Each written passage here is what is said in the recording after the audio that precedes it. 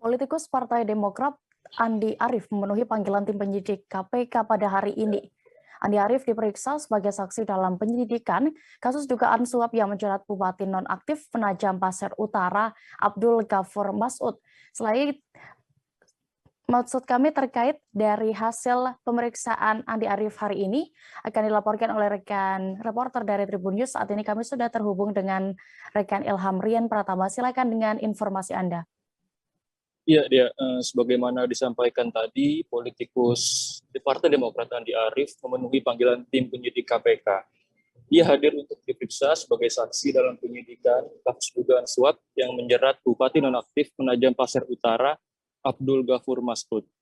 Abdul juga merupakan seorang kader Demokrat. Andi terlihat di Gedung Merah Putih KPK sekira pukul 2 siang mengenakan kemeja kotak-kotak. Andi tidak menyampaikan sepatah kata pun terkait pemanggilan keduanya pada hari ini. Hingga pukul 4 sore ini, Andi Arief masih menjalani pemeriksaan. Sementara itu, PLT juru bicara KPK Ali Fikri saat diwawancarai belum bisa mengungkapkan materi hasil pemeriksaan terhadap Andi Arief. Sejauh ini, Ali baru mengatakan masih perlu melengkapi berkas perkara Abdul Ghafur, salah satunya lewat keterangan Andi Arief. Demikian, Dea. Baik, berikut Tribuners keterangan dari PLT juru bicara KPK Ali Fikri terkait kasus ini selengkapnya kami tampilkan. Saat kami yang bersangkutan konfirmasi mereka diperiksa hari ini dan informasi akan kolek hari nanti kita bisa yang bersangkutan dari KPK. Ya tentu ini bagian dari tim penyidik untuk terus melengkapi berkas perkara tersangka AGM. Karena kami memiliki informasi dan data yang harus dikembangkan. Sekalipun tentu untuk penanganan perkara ini kan kita dibatasi oleh waktu penanganan. Jadi walaupun demikian, tentu nanti segala informasi dan data bisa kita kembangkan lebih lanjut di proses persidangan.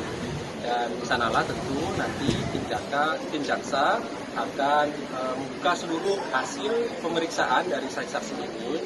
Termasuk memang kemarin kan juga banyak pertanyaan dari teman-teman ya, apa sih hubungannya dua orang saksi ini dengan tersangka AGM. Tentu nanti di persidangan akan dibuka semua alat buktinya, sehingga nanti akan dianalisa lebih lanjut oleh tim jaksa di dalam surat tuntutannya seperti apa peran-peran dari pihak-pihak ini.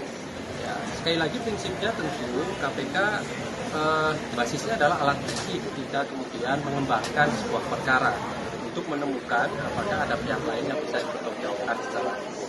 Jadi kami berharap nanti di persidangan teman-teman bisa ikuti semuanya di sana.